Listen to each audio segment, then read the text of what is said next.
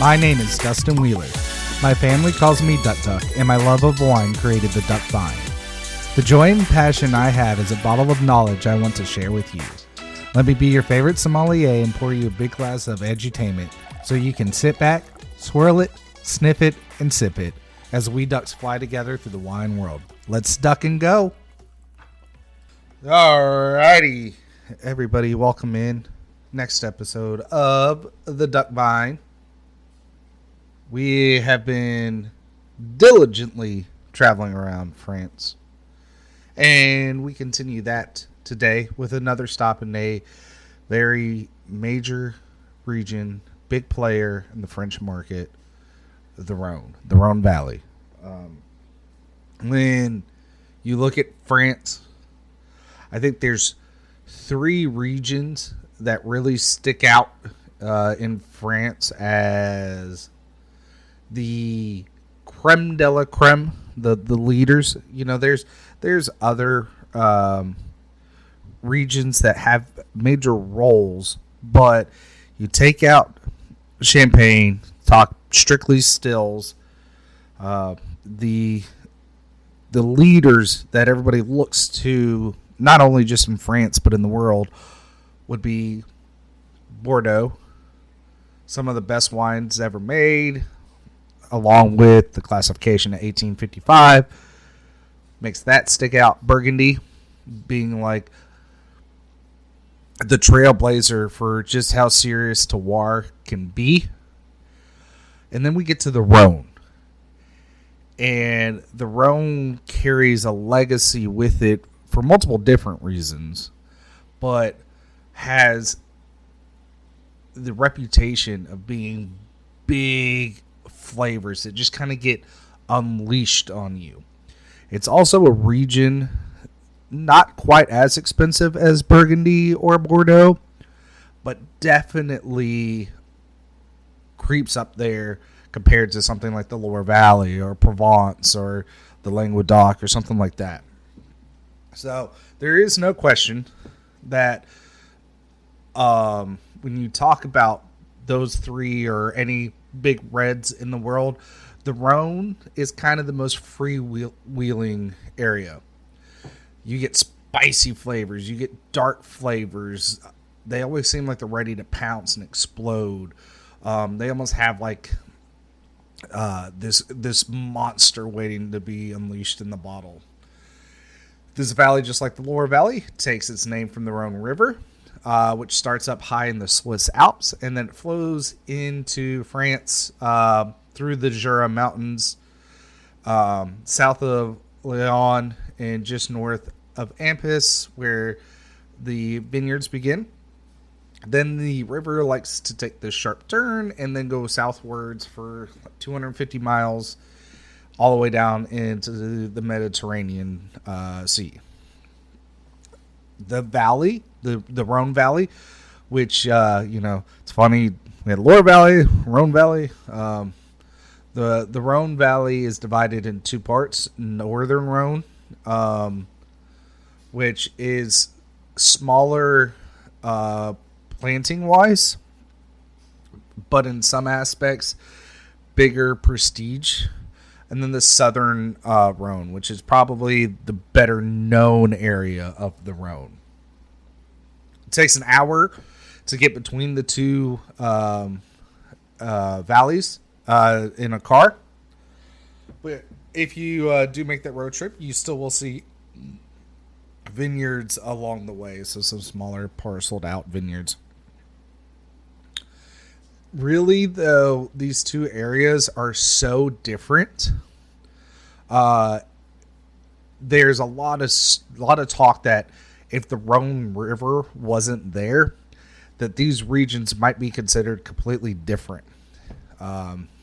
They may still be related, but definitely are so distinct from each other. So it's important to kind of note that. A few quick facts. The Rhone in southeastern France, like I talked about, divided into two regions.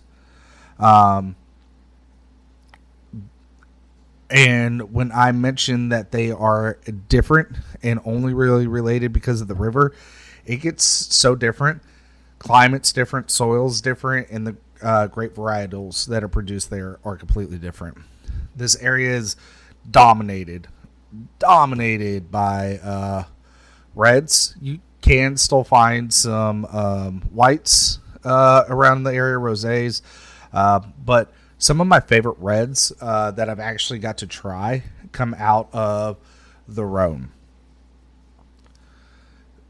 When we talk about some of the grape varietals, it's interesting to note that probably the Rhone, when we think about it in a quick sense of the name, we think of red wines across like just the gamut. But Syrah is the only grape in the northern area of Rhone. In southern Rhone, we think of GSM, we think Châteauneuf-du-Pape, Grenache, Mourvedre, Syrah, all these different characters and grapes, which I believe there is coming in about 23 different varietals. But when you get into the grapes, those are your big three. But like I mentioned earlier, kind of a little different between the two regions.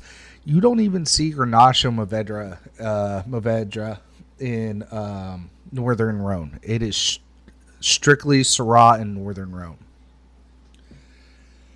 When we talk about the two areas, Northern Rhone has some very important regions. Saint Joseph, Côte Rôtie, Condorou, Hermitage, Crozes Hermitage are like big names. When you get into Southern Rhone, you can think of Côtes de Rhone, Gigondas, Tavel, Châteauneuf-du-Pape. Those are very big regions when you think of the two areas. Now, when we talk about there being about 23 different grape varietals here that are allowed by French wine law, really we only have a handful of these grapes coming together that are super impactful to the region.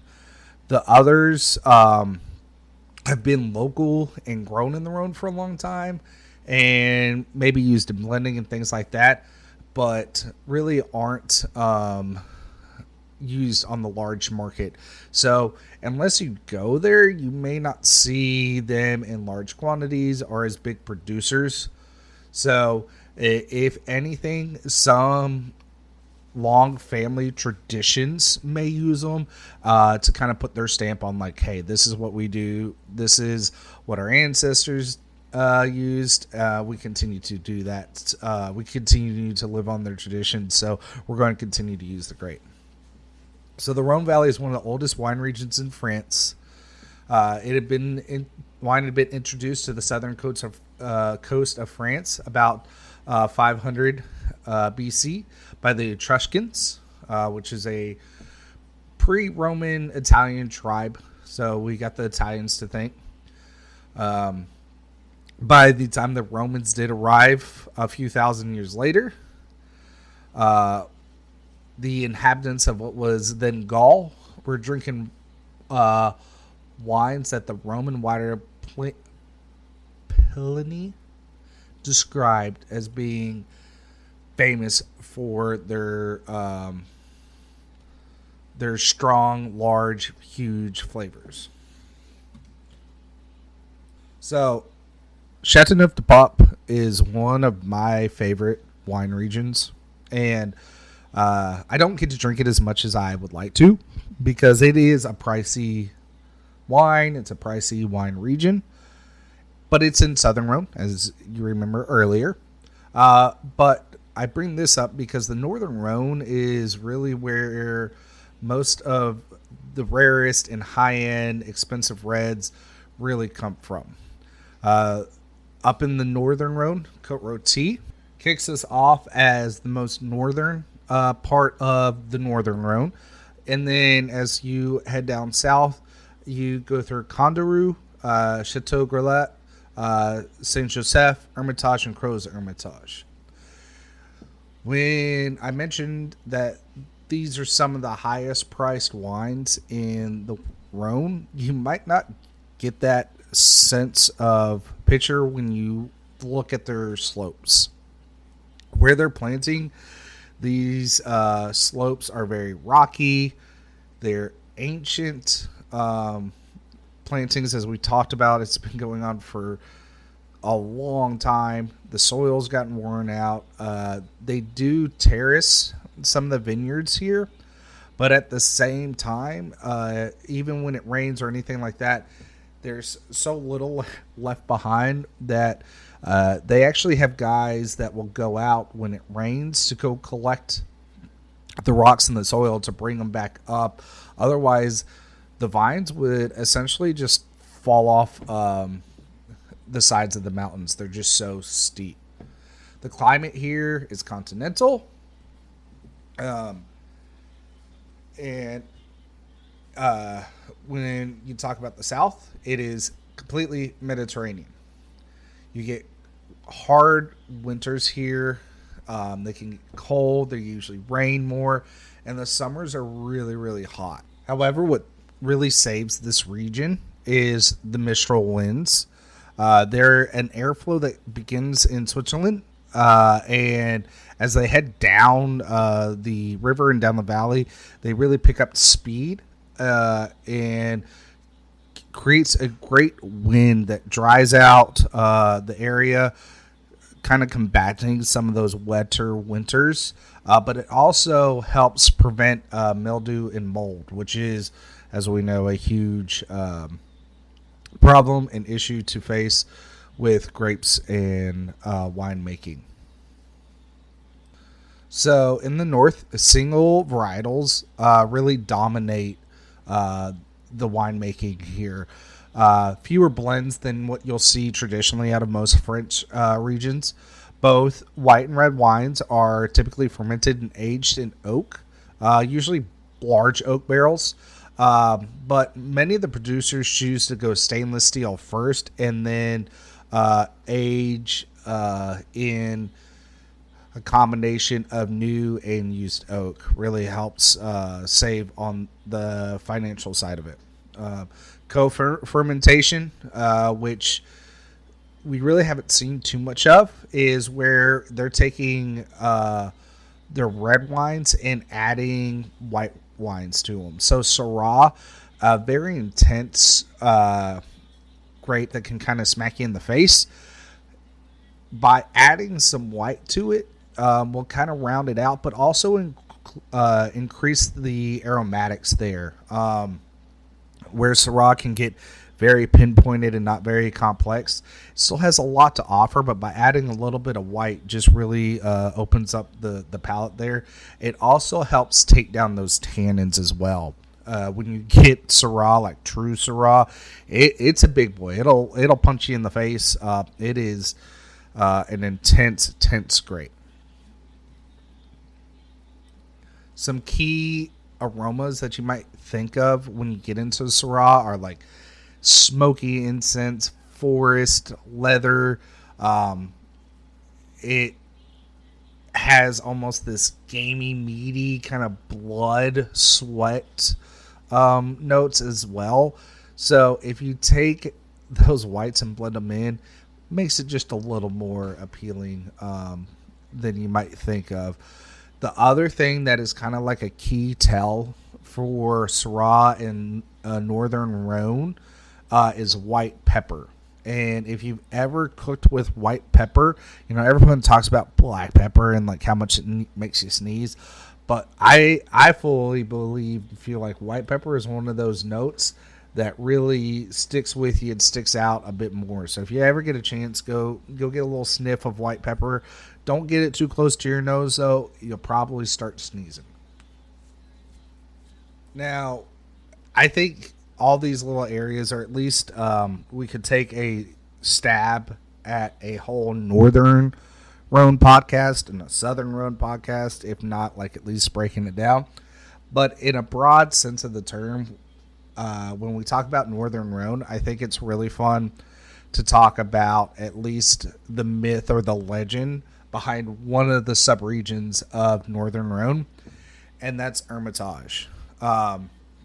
So you might be hearing me say that name sounds very closely to heritage or hermit, or maybe a combination of the two. So there's definitely a lot of legends concerning hermits that maybe gave Hermitage its name.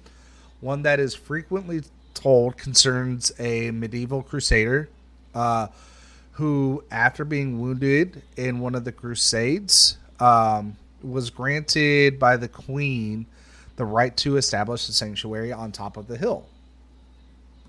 And from there, that is where one of the top wines, Paul Jabli, is named from that legend.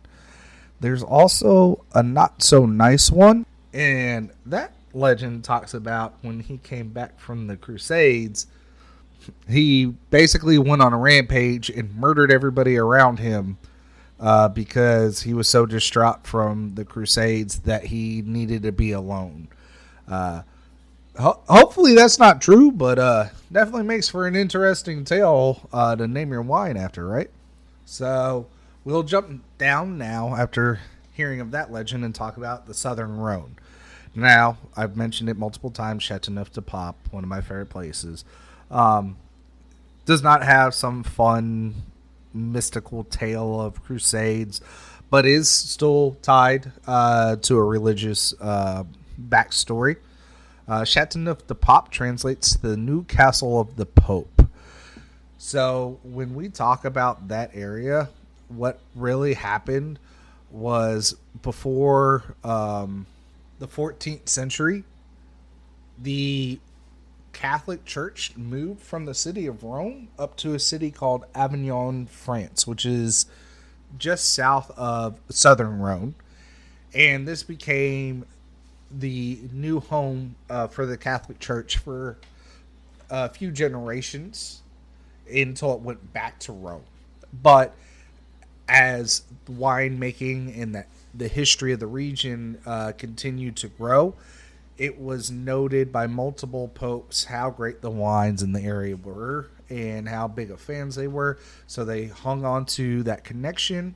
And even to this day, if you get wine from that region, a fair amount of them, especially the higher end ones, are embossed with the papal seal. So it's like the crown and the two cross keys.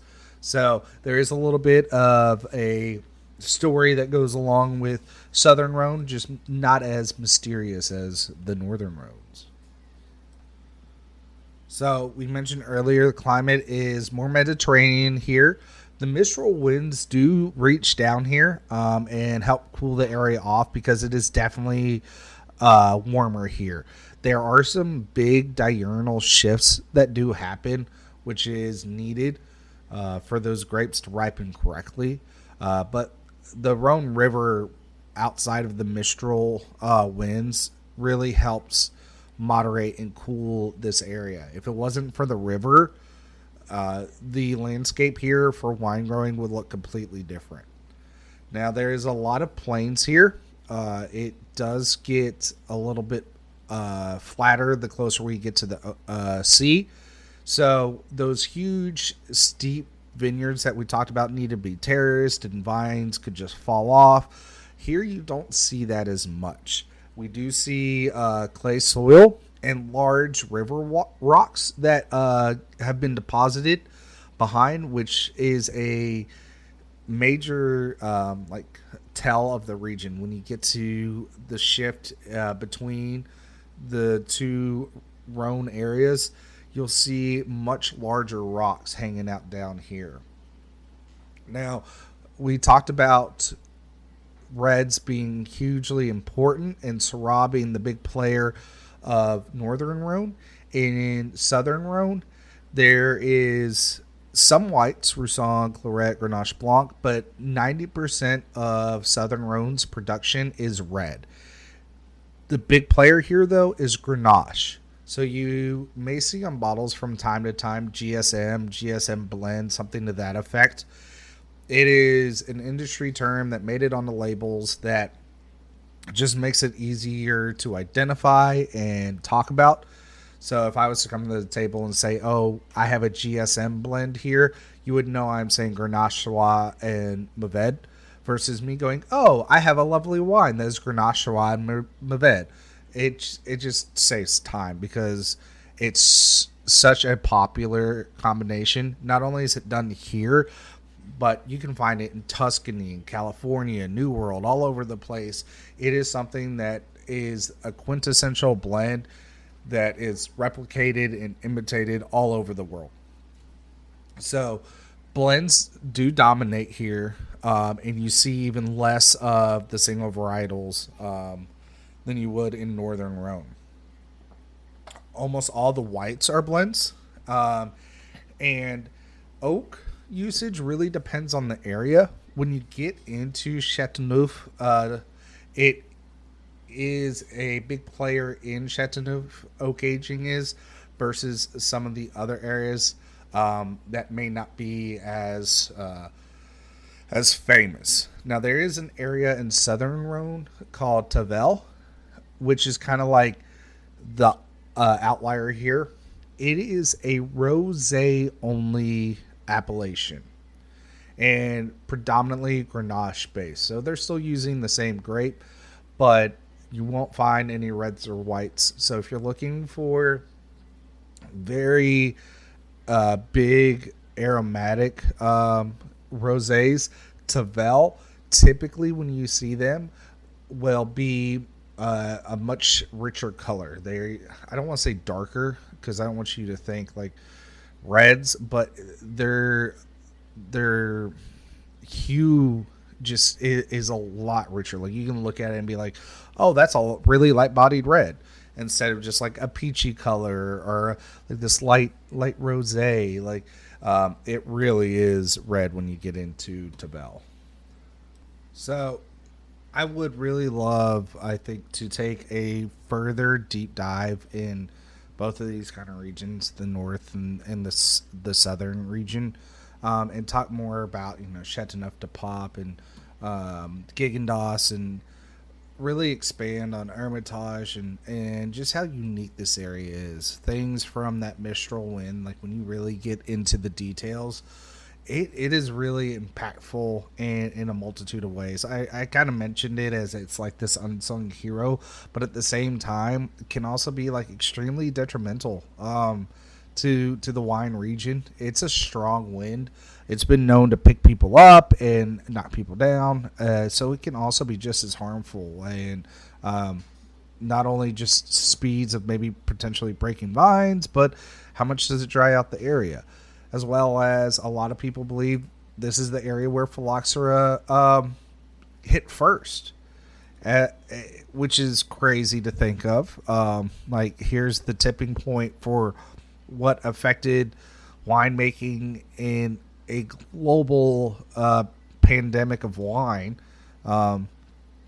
which still affects to this day, and as well as this is also where the AOC laws started. So there's so much going on in the Rhone, and it should not be a region that you should look past and just go straight to your Bordeaux and Burgundies.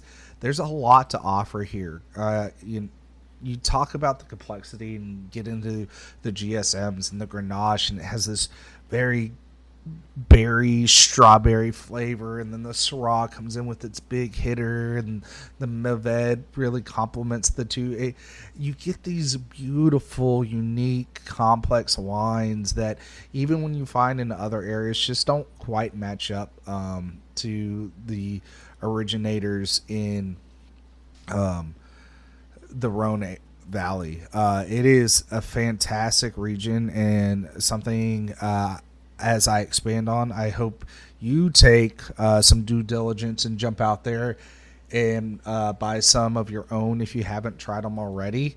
But needless to say, it's a great area to find some fantastic wines that just has a history that's hard to top when you go into other regions. I really do hope you've enjoyed this episode, and I look forward to creating more and hanging out with you guys a bit more as we continue to grow. I want to thank you guys all for those that have chosen to support the podcast, and all your donations and everything like that have been truly helpful. And if you haven't bitten the bullet yet, please take a look. We will continue to create more unique experiences for those that do choose to do that. I'm also a fingertip away from you guys if you ever need help with planning a party or finding the next wine that you should try, as well as creating some live events for you guys to come do some tastings with me over Zoom, where we can sit down with some bottles I can give you ahead of time to go pick up at your local market, and then we can drink together and talk about what's going on with them, as well as keep rooting me on. The donations and the monetary backing helps also continue my education as we get ready for the next exam. But really, when we talk about the next direction for the podcast, outside of my personal growth and your guys' support, is I think that covers pretty good area of France. We've talked Champagne, we talked Alsace, we've talked Loire, Burgundy, Rhone, major players in France's wine regions and the roadmap that is French wine. So I think it might be time to potentially jump to another country. I'm thinking maybe somewhere a little south, maybe Italy. Could possibly be something like New World. Maybe South Africa or Australia, New Zealand.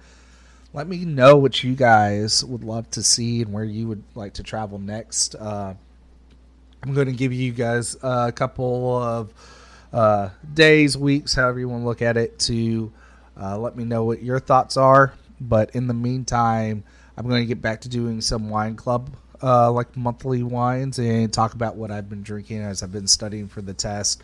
And then maybe you guys will find that next hidden secret wine that you need to go out and search and bring home and try as well, from my recommendations. So I want to thank you guys as always. Please follow us on social media. The Duck Vine out on all platforms. I really appreciate that. But I hope tonight you had fun. Maybe you learned something. But most importantly, we got to drink some wine. Thank you. Have a great day. We'll see you next time. Bye-bye.